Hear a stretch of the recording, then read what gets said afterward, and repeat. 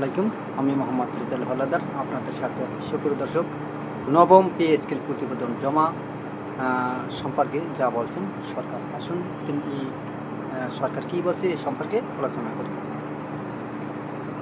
সরকারি কর্মচারীদের বহুল প্রতীক্ষিত নবম পে স্কেল বাস্তবায়ন নিয়ে ধীরে ধীরে অগ্রগতি হলেও এখনও চূড়ান্ত সিদ্ধান্ত আসেনি।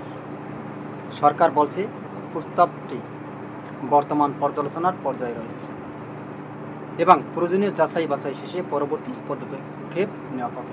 আসলে এই যে নবম পে স্কেলটা, আসলে এই যে সরকারি কর্মকর্তা কর্মচারীরা তারা কোন কুপায় পড়লো তা জানি না, কারণ তাদের আসলে ভাগ্যে কি আছে তাও জানি না। দেখেন, এই যে নবম পে স্কেল এটা কিন্তু আজকের ঘটনা না, এটা বহুত আগের ঘটনা।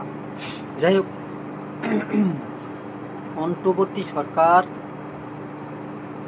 সময় থেকে শুরু একদম অন্তর্বর্তীকালীন সরকার শুরু থেকে একদম শেষ পর্যন্ত এবং এখন বর্তমান নির্বাচিত সরকার পর্যন্ত, এখন বর্তমানে সরকারি কর্মকর্তা কর্মচারীরা তারা প্রচণ্ডভাবে প্রচেষ্টা চালিয়ে গেছে।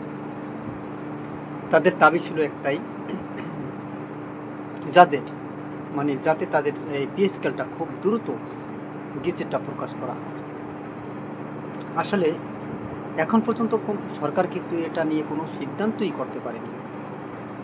আসলে এটা কি 2026 সালে পে স্কেলটা দিতে পারবে কিনা সেই গেজেটটা পর্যন্ত তারা প্রকাশ করতে পারেনি।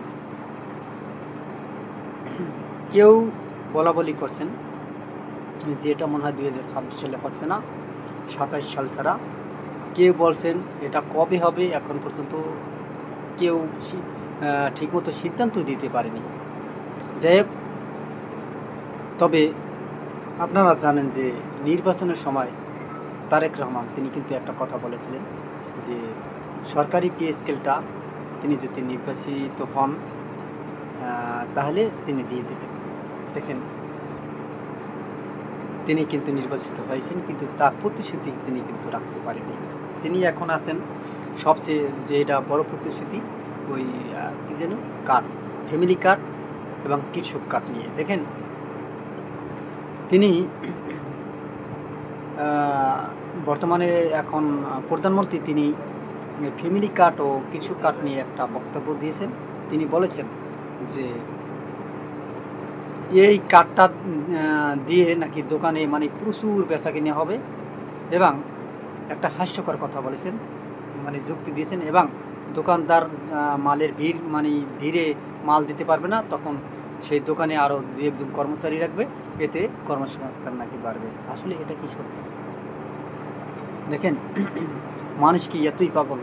2,000-2,500 টাকা দেবে, হয়তো বা মাসে বা 6 মাস পর দিতে পারে, নাও দিতে পারে, কিন্তু এই এটা কি ওই মুদির দোকানে কি ভিড় হবে এই 2,000-2,500 টাকার জন্য? আসলে তার মাথায় কী আসে তা জানি না। আসলে এটা সমালোচনা এবং হাস্যকর একটা উদাহরণ দিয়েছেন। এটা বর্তমান সময়ের সাথে এটা একদম কোনো যায় না, একটা বিহুত কথা বলছেন তিনি।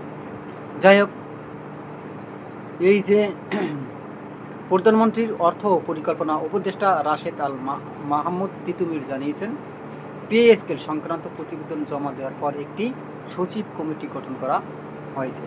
এই কমিটিটি প্রস্তাবের বিভিন্ন দিক বিশ্লেষণ করেছে। তাদের সুপারিশের ভিত্তিতে চূড়ান্ত সিদ্ধান্ত নেওয়া হবে।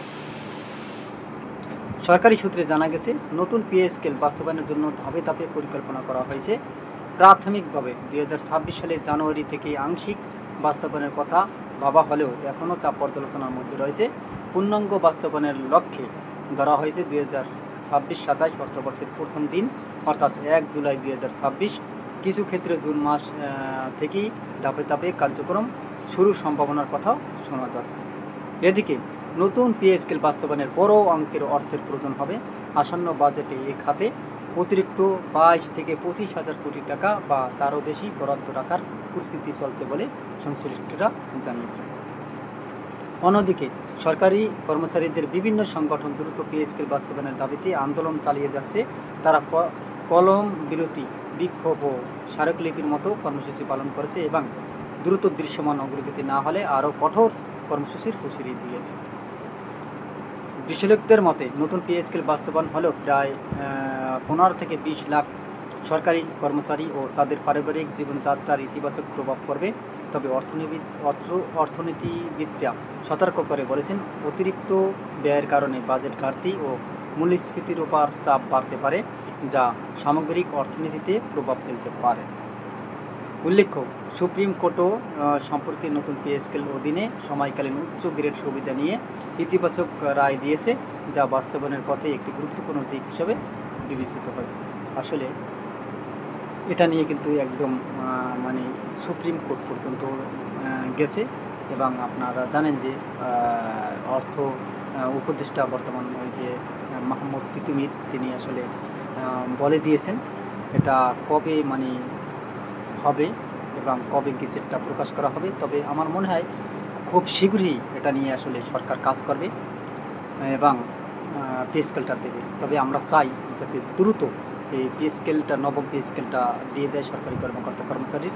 এই আশা ব্যক্ত রেখে আমি আমার ভিডিওটি এখানেই শেষ করছি। যদি ভালো লাগে থাকে RS বাংলা নিউজ 24-কে সাবস্ক্রাইব করুন, লাইক ও শেয়ার দিয়ে সবাইকে দেখার সুযোগ করে দিন। আর সেই পর্যন্তই। আসসালামু আলাইকুম রহমতুল্লাহি